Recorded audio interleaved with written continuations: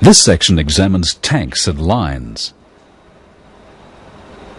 The fuel tank stores fuel in a convenient location away from the engine. It is commonly made of steel or aluminium. Baffles ensure the pickup tube is always submerged in fuel. This stops air entering the system. The inside of the tank can be treated to prevent rust. Galvanizing must never be used because diesel fuel reacts with zinc to produce powdery flakes that can block fuel filters. A diesel fuel tank should be kept full to prevent water condensing on tank surfaces and contaminating the fuel.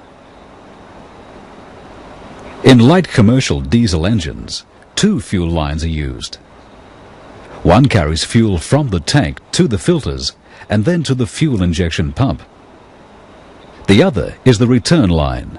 It carries back to the tank the fuel that is used for lubricating and cooling the injectors, the injector pump, and for bleeding the filters.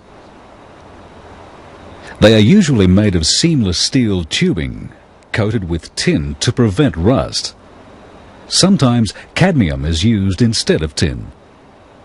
A fuel line must be large enough to provide enough fuel flow for maximum power. It's supported under the vehicle by nylon insulators and brackets. Reinforced synthetic rubber hoses allow for movement and vibration of components. The reinforcement is needed because the fuel line is subject to variations in pressure. Injected lines are made of cold-drawn, annealed seamless steel tubing.